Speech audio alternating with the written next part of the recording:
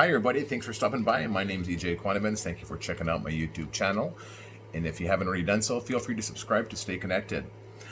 Today is part 4 of Identity, Coming Out, a Personal Story. And I wanted to continue the conversation from part 3's video. There were a number of issues that I had brought up that I would like to discuss and continue the story of that process of coming out. I want to start off by saying how I remember a time when I first journeyed back home from Toronto with my daughter. She was quite young, and we drove back. I had, like, at the time, I think a Honda Civic hatchback, and although I was driving my vehicle in Toronto, I decided to put on a one of those rainbow decal reflector sticker thingies that you would put on your car. And so I put one on my car, and I totally forgot about it as I was traveling back to White Sand First Nation. So traveling the Trans-Canada Highway, I had this sticker on my car, which typically would never be bothered by it. But then I had to stop and had to gas up. And I saw that the sticker was on, and I immediately scraped it off. Although I had already come out, it was very, very new in that process.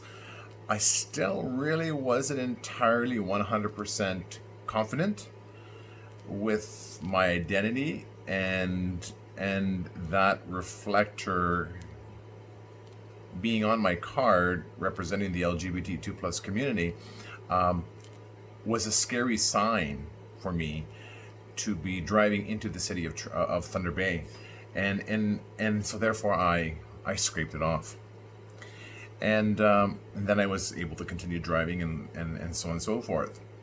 That was that particular trip, and I was like, right? I didn't have to be bothered or have to answer or anything that was associated with that rainbow color sticker. Would not have to create any conversation with anybody. A second trip I made, still driving up in the same vehicle, I had placed another different LGBTQ plus decal sticker on my back window.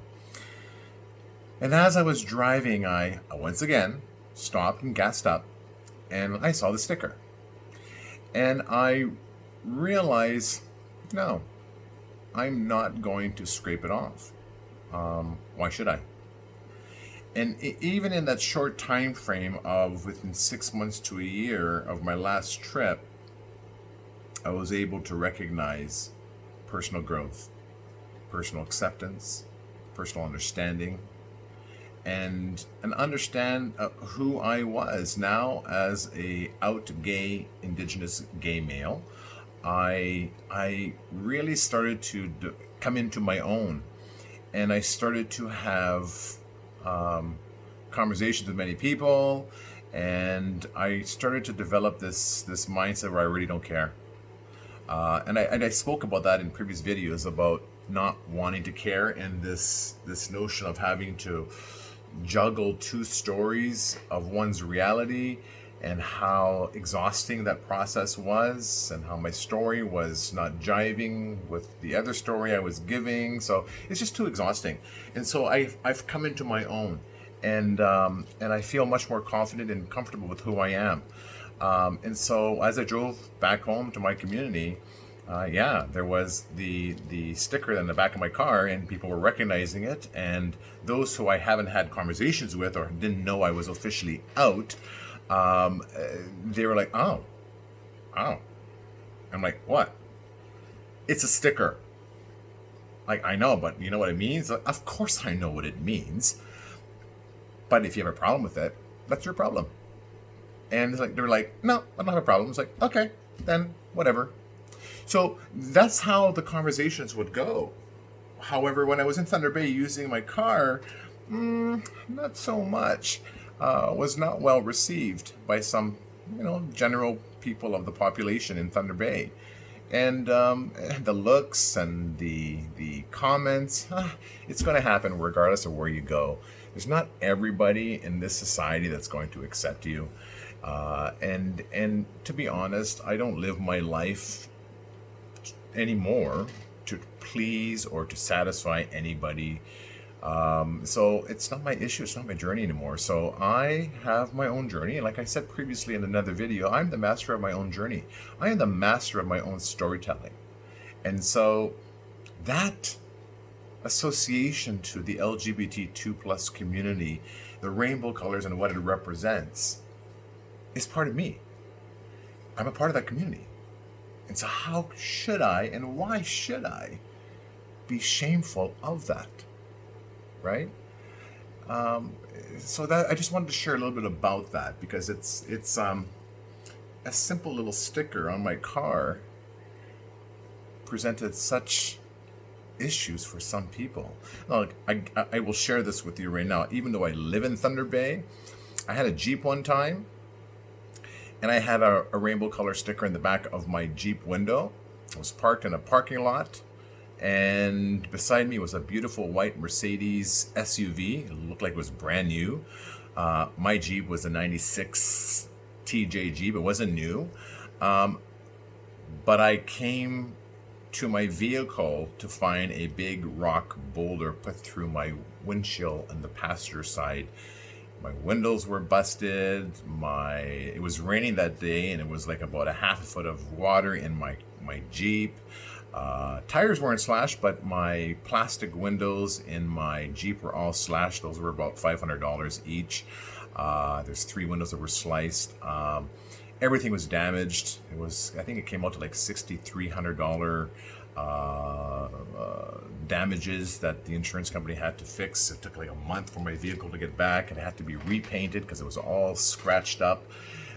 So all because of that little sticker, right? So anyways, to this day now, I don't wear that sticker on my car. I don't need the hassle. I don't need, it's not about being shameful or anything like that, but it does create unrest in a lot of people, especially those who carry hate. So I just want to share a little bit about that.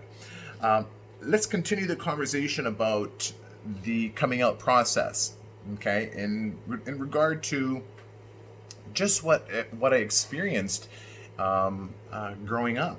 Now, I never came out till I was 32. As I mentioned previously in a video, I came out in court. And that process in itself was not a pleasant experience. I finally had conversations with my family. That was quite well received. I'm very grateful for that. I understand there are people in the community who come out to their families and are ostracized and ridiculed and shamed and shunned, and they don't have the positive experience that I had. So I'm sorry that if that's what you're going through, that's your experience. And one of the things that I was taught by one of my older friends, she's now 74 years old, and she said to me, we choose our families. If our families are not wanting to be our families anymore because you're not true to yourself, of who you are and your true identity, then we get to choose our own families. And that really sat really, really well with me. Now, I'm so grateful I have my family. So thank you for that. However, those who don't, you get to choose your own family. You get to choose and associate the people that are like-minded, who will embrace you and love you and support you. You get to choose these people in your life. You can choose to continue to be bogged down by those family members who put you down and don't support you and judge you, or you could choose not to. So we all have choices. People said to me before, or asked me before, oh, were you always gay? I don't know. I knew it was different. I didn't know what different was. Well, I knew, the one thing I did know is that when people would speak to me and they would use the word faggot or all the other derogatory comments that they would use to identify gay people, that there was always this negative, dark cloud over those words. And that's not me. And so I really at some point, realized People, there's a lot of anger out there. There's a lot of hatred out there. And we have a choice to determine the people that we want to associate with. I have friends who are in First Nation communities and fly-in communities who are not out and who are struggling with, one, accepting themselves, but being accepted by their families and their communities. And I tell my friends, maybe it's time that your journey is to leave your community to learn and rediscover yourself, your true self. And once you discover and understand who your true self is, then maybe you'll be able to return back to your communities and have conversations. This notion of having thicker skin, that's as a result of lived experiences and understanding and coming into yourself. And sometimes we can't do that in our own communities. We have to go out and live life, meet people, have experiences, and be content with the choices and the decisions and of who we are and what we're all about, right? So these are conversations I think that a lot of our people in perhaps remote communities struggle with. Identity right across the board is an issue that many people struggle with. I'm so glad to say, though, on a positive note, that young people nowadays don't question anymore about, or not as much anyways, this conversation about one's sexual orientation. Oh, you're gay? Yeah, well, whatever. And that's wonderful. Growing up myself, not so much. We never had that conversation. We never had that conversation around the kitchen table in my home. We never had any conversations about sexuality around my home and during family time. And so a lot of our young folks nowadays have this, I'm going to say, freedom and understanding that they don't have to worry. That conversation of who you are in terms of your sexual orientation is very fluid, it's very open.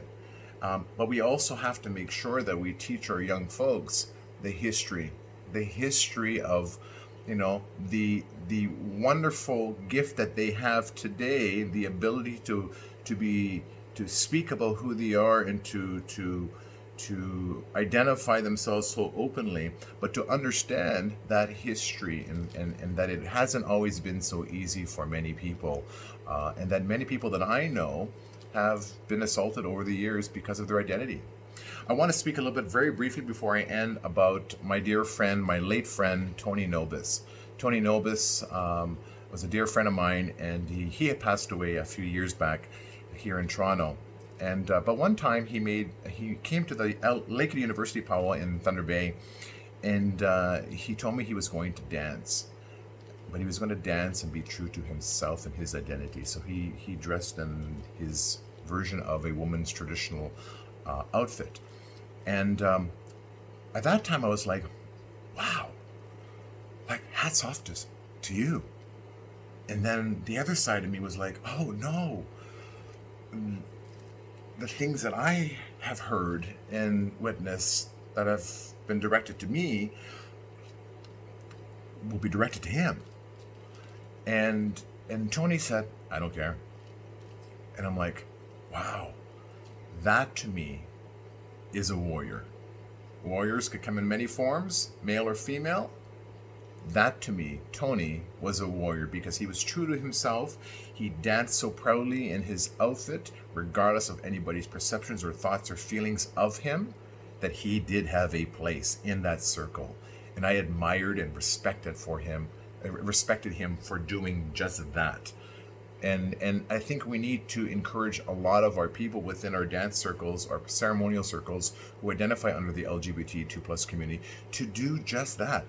Come up, step up, claim your place, and participate and make yourself known in these ceremonial circles. Because truly, if we are honoring all of our traditional original teachings, we are honoring all of ourselves, not just a segment of ourselves, not just a demographic of the community. So thank you for listening. I hope this information was useful to you, and stay tuned for additional videos. Miigwech.